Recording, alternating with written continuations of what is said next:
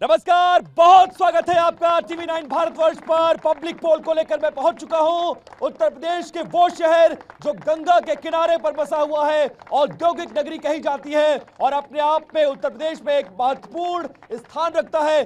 जनता के बीच से पब्लिक का शो लेकर जनता के बीच हम आए और हमारे साथ मेहमानों का एक बड़ा पैनल रहेगा और जनता जनार्दन भी मौजूद रहेगी जो आज सीधे सवाल और जवाब अपने प्रतिनिधियों से करेगी। लेकिन इस शो की एक खास बात है, वो हम ये बता दें कि यहां पर नेता और जनता के साथ साथ हम वो सर्वे भी ग्राउंड पर करवाते हैं जिसके जरिए आप पूरे लोकसभा चुनाव का मूड समझ सकेंगे, मुद्दे समझ सकेंगे और ये जानने की कोशिश करेंगे कि इस बार चुनाव में वोटिंग से पहले माहौल किसके पक्ष में जाता हुआ नजर आ रहा है। एक बड़ा सैंपल लेकर हम कानपुर में खड़े हैं, कार्यक्रम की करने जा रहे हैं शुरुआत। देखिए, हम गंगा किनारे शहर पहुंच गए हैं और पब्लिक पोल में अब वक्त हो चला है मेहमानों के परिचय का।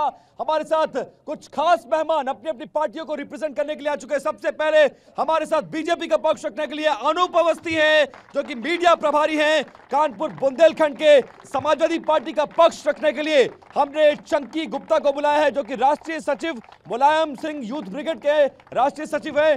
तीसरा जो पोडियम है, ये खाली पोडियम हमने बुलाया था कांग्रेस को जो कानपुर के चुनावी मैदान को जीतने का सपना लेकर उतरी है और उनकी तरफ से नौशाद आलम मंसूरी साहब जो कि जिला अध्यक्ष है, उन्होंने आने के लिए हामी भरी थी लेकिन अंतिम वक्त में यह पता चला कि चुनावों से पहले उनका बीपी लो हो गया, लिहाजा वो कार्यक्रम में शरीक नहीं होंगे। और आम आदमी पार्टी का पक्ष रखने के लिए हमारे साथ संजीव निगम साहब हैं जो कि प्रदेश प्रवक्ता हैं, आम आदमी पार्टी का पक्ष रखेंगे। हालांकि उत्तर प्रदेश की अभी किसी भी लोकसभा सीट पर उन्होंने उम्मीदवार नहीं उतारा है लेकिन उसके बावजूद पार्टी का पक्ष रखने के लिए आए हैं। तो चारों मेहमानों का स्वागत। और सबसे पहले अवस्थी साहब, आपसे, कानपुर में हैट्रिक लगाने के लिए तैयार है बीजेपी, लेकिन सवाल यह है कि हर बार टिकट क्यों बदल दिया जाता है।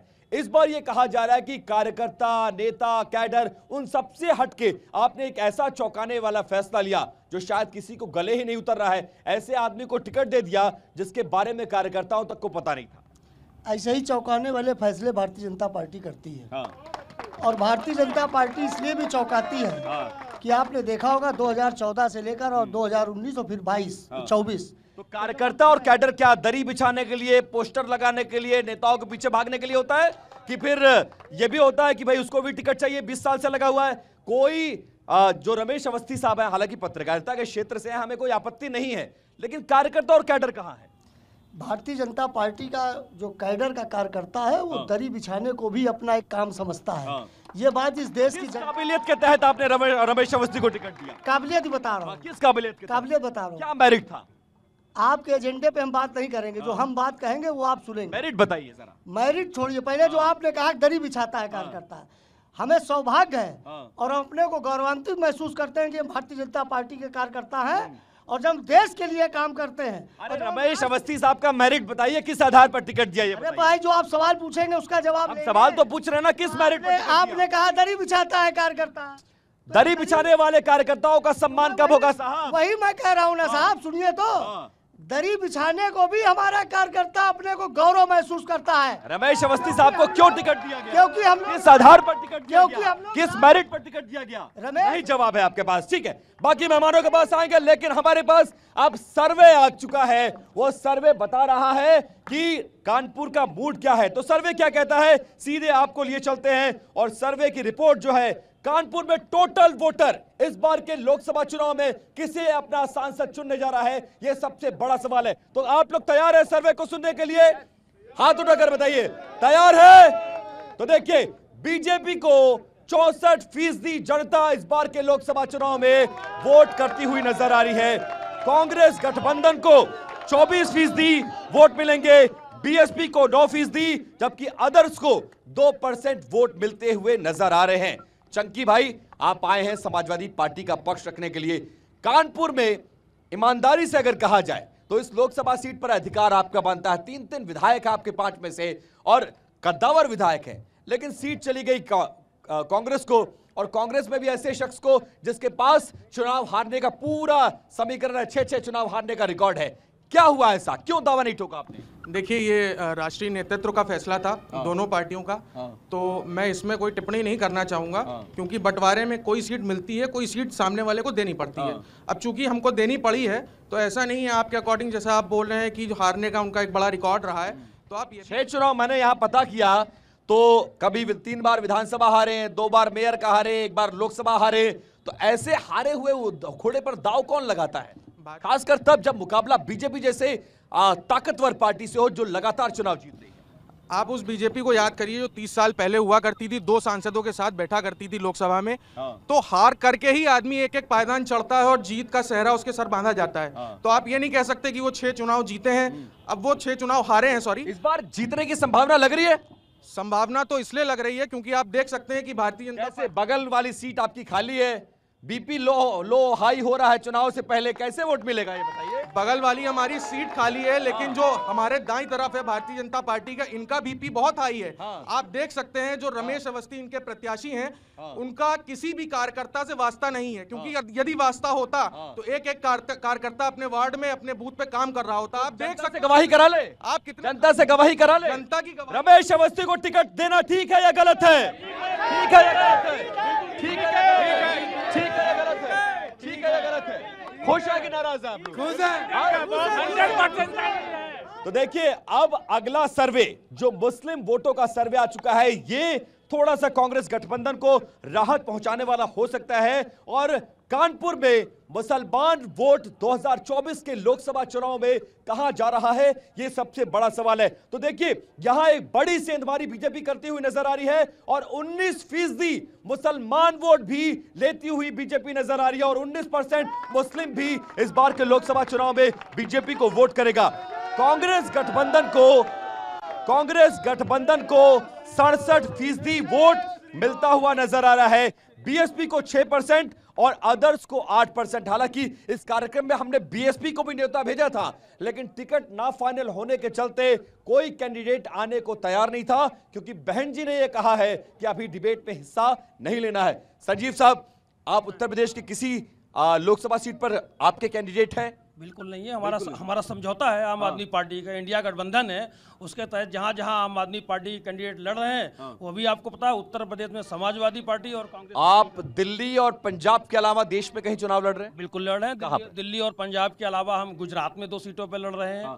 यूपी इतना बड़ा शहर है, बड़ा स्टेट है, आप यहां पर क्यों नहीं? लोग कह रहे हैं कि यहां पे जब आप लोग घूमते तो कहते हैं बेगानी शादी में अब्दुल्ला दीवाना। बिल्कुल गलत बात, बेईमानी बात। जो समझौता है, समझौते के तहत तय होती हैं भाई बहुत सी चीजें, कॉमन मिनिमम। अच्छा, ये कैसा समझौता है कि दिल्ली में आप साथ लड़ते हैं कांग्रेस के, पंजाब में आप उसके खिलाफ लड़ते हैं, गुजरात में आप उसके खिलाफ लड़ते हैं, बंगाल में आप उसके खिलाफ लड़ते हैं? ये समझौता, ये डबल स्टैंडर्ड नहीं है, कैसा समझौता है?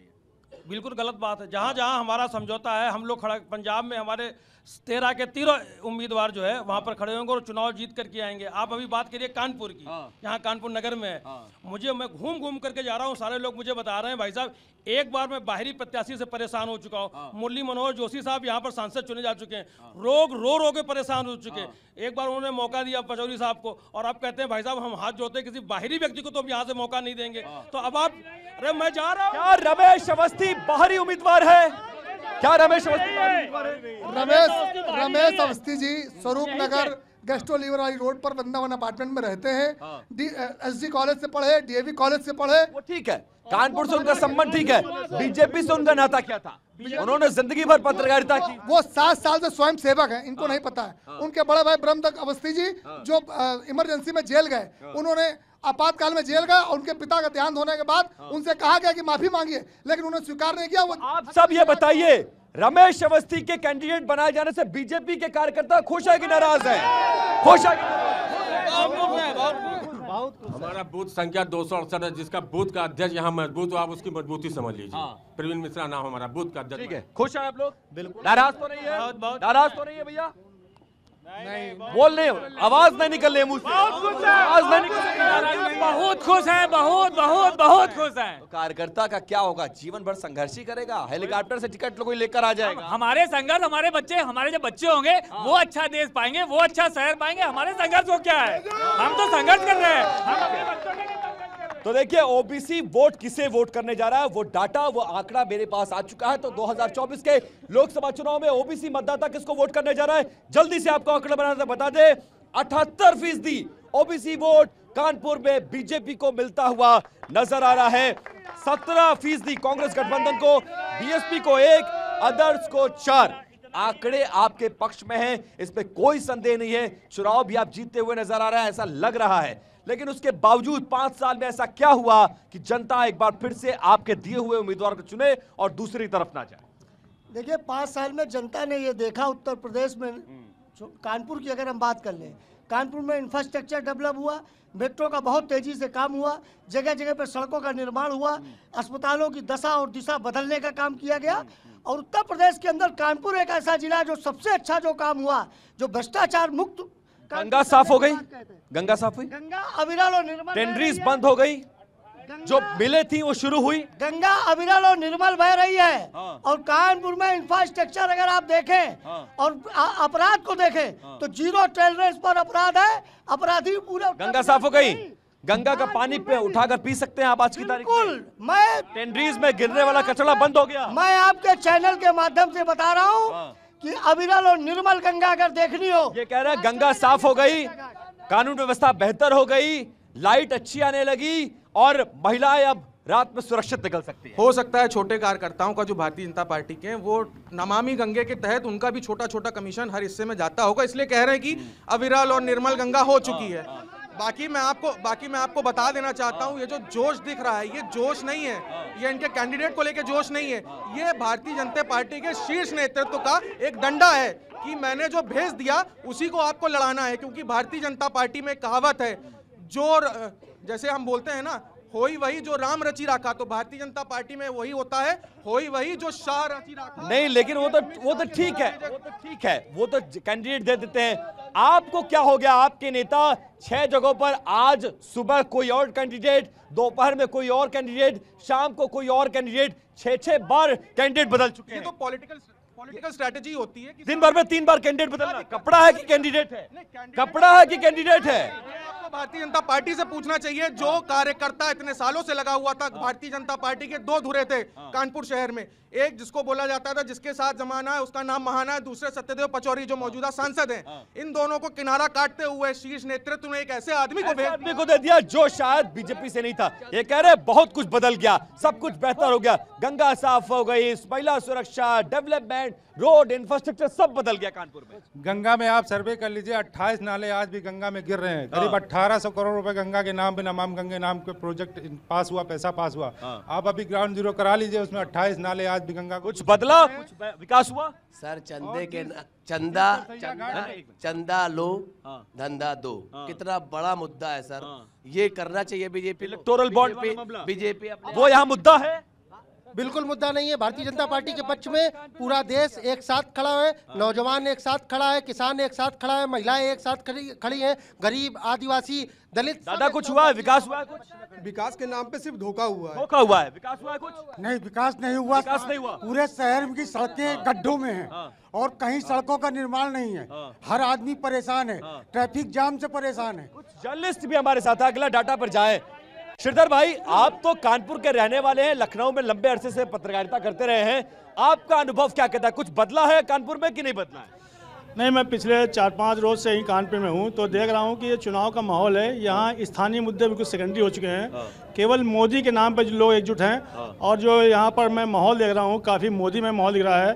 तो मेरा अनुमान है कि यहाँ पर जो है बीजेपी कैंडिडेट लगभग चुनाव जीतने की स्थिति में। मैंने सुना बड़ा विरोध है कि कैंडिडेट आ गया ऐसा जिसको हम जानते नहीं है, पहचानते नहीं है, कैडर में बड़ा विरोध है, ऐसा कुछ है जमीन पर? एक्चुअली बीजेपी का यहाँ वर्कर जो है बिल्कुल अपना राष्ट्रीय नेतृत्व देखता है, वो क्या कर रहा है, कौन कैंडिडेट, उससे कोई मतलब नहीं होता है।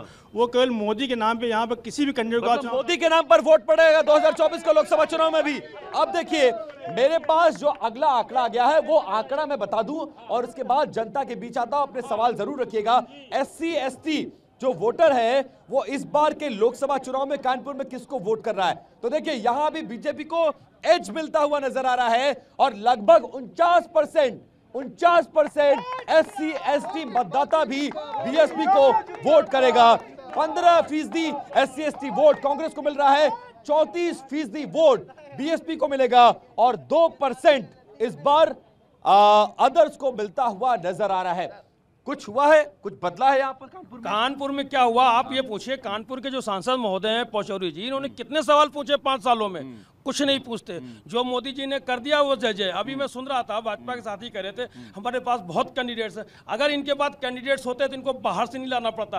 आप बताइए, नवीन जिंदल कौन है? नवीन जिंदल जिनके ऊपर वो आरोपी हैं, उनको आपने शामिल किया। सारे के सारे, अभी इंडियन एक्सप्रेस की रिपोर्ट आई थी, उसमें 23-24 नाम है, सब आप बाहर से। अगर आपके पास कैंडिडेट की क्या कमी है? आप तो कहते हो हमारे पास पन्ना प्रमुख है। कहाँ है पन्ना प्रमुख? आप बाहर से लेकर के आ रहे हो। बहुत रिलेवेंट सवाल। कांग्रेस मुक्त भारत बनाने चले थे और कांग्रेस युक्त बीजेपी बना दिया आपने। ये कैसी स्ट्रेटजी है? उसी कांग्रेस को गाली दे दे के, उसी का खिलाफत कर करके, उसी के खिलाफ हल्ला बोल आंदोलन, और सारे नेताओं को आप कह रहे हैं बुला लीजिए, आसाम से लेकर बंगाल तक, बिहार से लेकर मध्य प्रदेश तक। मैं निश्चित तौर पर आप देखा होगा कि जिस तरीके से कांग्रेस के लोग और कांग्रेस की जो नीतियां थी, कांग्रेस के जो सिद्धांत थे, कांग्रेस की जो आइडियोलॉजी थी, उन आइडियोलॉजी पर जब कोई भी पार्टी खड़ी नहीं उतरती है तो निश्चित तौर पर उस पार्टी में भगदड़ होती है। और जब राष्ट्रवाद की बात हम करते हैं, हम कहते हैं देश के अंदर कि भारत माता की जब वंदे मातरम का गान करते हैं, तो निश्चित तौर पर भी आपने देखा होगा कि जब राम मंदिर की प्राण प्रतिष्ठा हुई तो किस तरीके से राम को इग्नोर करने वाले लोगों को जब निमंत्रण भी भेजा गया, उन्होंने उस निमंत्रण को स्वीकार कर दिया। अच्छा, राम मंदिर कोई मुद्दा है क्या लोकसभा चुनाव में? आप सभी लोग बताइए, क्या राम मंदिर मुद्दा है? पहले बताइए, मुद्दा है कि नहीं है? मुद्दा है, मुद्दा है, राम मुद्दा है, राम मुद्दा है, राम मुद्दा। भैया आप ये बताएं, केवल कानपुर लोकसभा में 2 ही दलों ने अपने प्रत्याशी निश्चित किए हैं। एक बीजेपी, एक कांग्रेस। अकलू, ऐंठू, घमंडी वो प्रत्याशी आज इस डिबेट में क्यों नहीं आया? कृपया यह स्पष्ट कीजिए। आज कांग्रेस का नहीं है, यह दर्शा रहा है केवल और केवल भारतीय जनता पार्टी जीत। कैसे लड़ेंगे, कैसे जीतेंगे? कैसे लोगों को आपने टिकट दे दिया? कैसे लोगों से गठबंधन बन दिया? ऐसा लगता है कि सीरियस ही नहीं है चुनाव को लेकर। नेशनल लेवल पे जो 30-30, 32-32 पार्टियां लेकर के भारतीय जनता पार्टी चल रही है, वो आज हमारे अलायंस में उंगलियां उठा रही हैं। इनको समझना चाहिए, अलायंस का एक धर्म होता है। यदि कांग्रेस का कोई साथी हमारे साथ नहीं है तो उनका रिप्रेजेंटेशन करने के लिए यहाँ पे आम आदमी पार्टी और समाजवादी पार्टी के रिप्रेजेंटेटिव खड़े हुए हैं। इनको उसमें भी आपत्ति है। ये अपना घर नहीं देख रहे हैं, क्योंकि 1.5 महीना रमेश अवस्थी जी को खाली अपने कार्यकर्ताओं से मिलने में लग जाएगा, उनको जानने पहचानने में लग जाएगा। चुनाव की तारीख पे पता चलेगा और चुनाव की तारीख पे पता चलेगा। लेकिन अगला आंकड़ा सवर्ण वोटों का, मैं आ रहा हूं आपके पास। सवर्ण वोटरों को लेकर अगला आंकड़ा आ गया है हमारे पास। सवर्ण वोटर कानपुर में किसको वोट करेंगे, और ये वो वोटर है जो ये तय करता है कानपुर में कि सांसद किस पार्टी का होगा। तो देखिए, सवर्ण वोटरों में बीजेपी की सेंधमारी बड़ी है। 80% सवर्ण वोटर कानपुर में बीजेपी को वोट कर रहा है, 18% वोटर कांग्रेस को कर रहा है, बीएसपी को 1% कर रहा है और अदर्स को 1% करता हुआ नजर आ रहा है। 95% वोट जो है सवर्ण वोट भारतीय जनता पार्टी को करता है। यहाँ चाहे नरेश चंद्र चतुर्वेदी हो, चाहे राजा राम शास्त्री हो, चाहे शिव नारायण टंडन हो, चाहे हरिहर नाथ शास्त्री हो, चाहे मुरली मनोहर जोशी हो, चाहे सत्यदेव पचौरी हो, सब लोग सवर्ण को इस आधार पर, जाति पर, धर्म पर, विकास पर। देखिए, सबसे बड़ा आधार अगर आप बात करेंगे तो विकास की दूसरा धर्म भी। विकास पर कोई भी वोट नहीं मांग रहा है। विकास पर कोई वोट नहीं। सर बीजेपी विकास मुद्दा, सर बीजेपी पूंजी। अच्छा ये बताइए, विकास इस बार के चुनाव में मुद्दा है कि नहीं है? हाथ उठाकर बताइए जरा, मुद्दा है कि नहीं है? मुद्दा है भैया? है। हाँ, कितना बड़ा मुद्दा है? कुछ विकास हुआ है? पूरा विकास हुआ है। आप देख रहे होंगे पिछली जो सरकारें रही हैं उन्होंने सिर्फ भ्रष्टाचार को बढ़ाने का कार्य किया है। इस सरकार में चाहे बेरोजगारी पे बात कर लें हम लोग, चाहे भ्रष्टाचार पे बात कर लें, अगर कोई अपराधी भी हुआ है तो उसके घर पे भी बुलडोजर चलाने का कार्य चला है। लेकिन एक बात यह है कि चीफ मिनिस्टर बढ़िया कौन था? अखिलेश यादव अच्छे चीफ मिनिस्टर थे या योगी आदित्यनाथ? कौन?